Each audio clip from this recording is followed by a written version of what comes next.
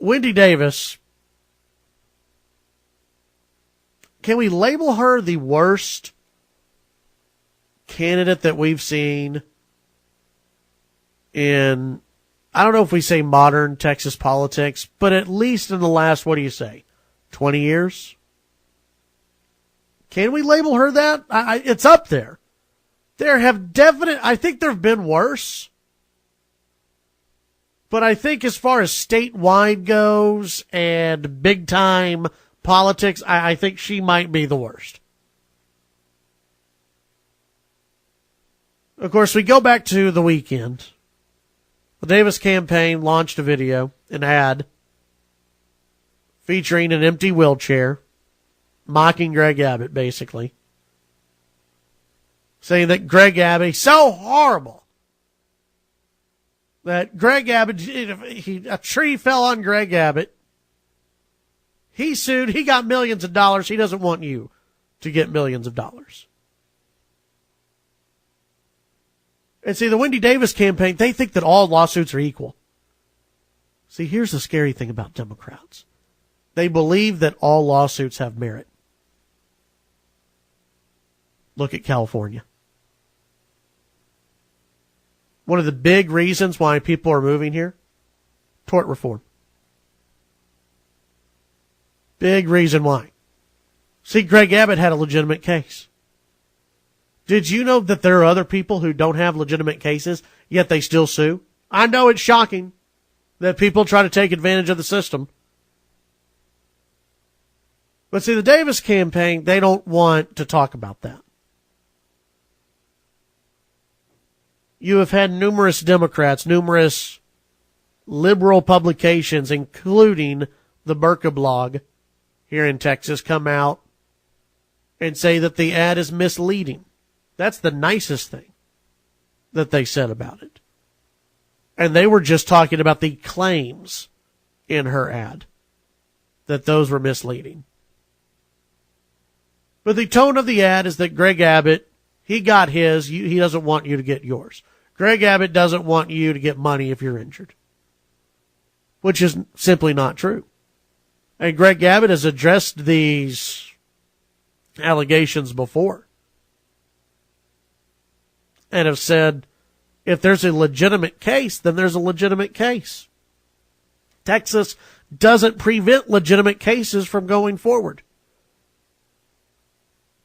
Remember when the Davis campaign came out and said that Greg Abbott wanted to prevent a woman from suing? I can't even remember the vacuum company. Was it Kirby? I can't remember. It was some vacuum company. And here's what happened. The vacuum cleaner company, they don't have salespeople. They contract that out to another company. Company B. Company B went out and hired him a salesperson. Well, the salesperson went door to door, and at one house, he raped a woman, sexually assaulted her. The woman wanted to sue, or her attorneys wanted to sue, not the contractor, but the big corporation. Greg Abbott and others weighed in and said, well, wait a minute. Big corporation A had nothing to do with the hiring process. That's on the contractor. You could sue the hell out of the contractor. You just can't sue the corporation. They had nothing to do with it. And so what does the Wendy Davis campaign come out with? Greg Abbott prevented a woman from suing after she had been sexually assaulted. Not true. But see, the Davis campaign, they've been lying this entire time. And so now they come out with this ad, and they have just been blasted by the liberal media, by the conservative media, by everybody. The only people defending Wendy Davis are the true believers. And they're mainly being paid by Wendy Davis. Or they are involved in Democratic politics and they just have to. They have to toe the line. You know, there are some people out there who are like that. You're a Democratic chair. You have to. You have to go, yeah, we defend, or you just disappear altogether. Has anyone seen Letitia Vanderpoot, by the way? No. Has anyone seen any of the other Democratic candidates running statewide office since Friday? Nope. They are probably hunkered down because the first question they will be asked by any responsible journalist is, do you agree with Wendy Davis's ad? And they don't know how to spin it, because if they go against Wendy Davis, they're going against Battleground Texas, and they're going against where the money is flowing from. Even Battleground Texas has been burying their heads. So you would think, after all the bad press that Wendy Davis received over the weekend, that she would come out yesterday and either A, apologize, say, you know what, we missed the mark on this ad. We messed up. Our bad, we messed up. We are angling for this, but we really screwed up. Or they would completely go silent and not say a word, right? No. Instead, she doubled down. The Washington Post, with one of the articles, Wendy Davis not backing down from her controversial wheelchair ad, not even a little, flanked by now 2 people in wheelchairs and one with cerebral palsy. Davis on Monday doubled down on her strategy at one of the oddest press conferences of the election cycle. This is, again, from the Washington Post. Not exactly the most conservative news publication in the United States. Davis basically repeated the contents of the ad somewhat, this is what the Washington Post said, somewhat robotically at the time. See, what I've been saying is catching on. People have noticed that she's a robot. Somewhat robotically at times, painting State Attorney General Greg Abbott, who is in a wheelchair, as someone who is on the wrong side of the American with Disabilities Act and works against disabled communities. Quote, this ad is about one thing and one thing only. It's about hypocrisy, Davis said. I said that with too much inflection there. This ad is about one thing and one thing only.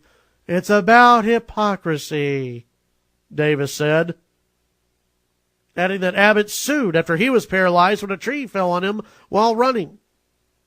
Quote, Greg Abbott has shown time and time again that he has worked to deny that same justice to others.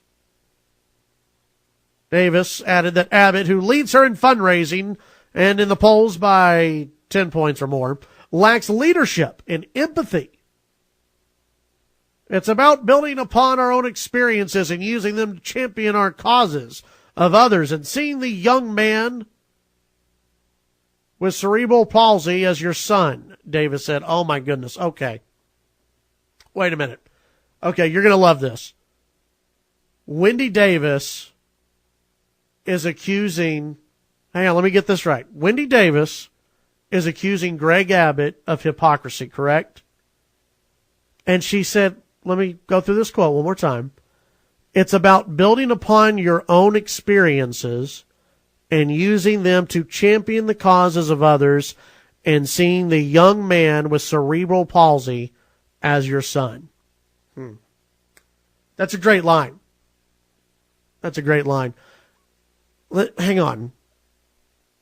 In Wendy Davis's biography, in the book she wrote, she talked about the 2 abortions that she had.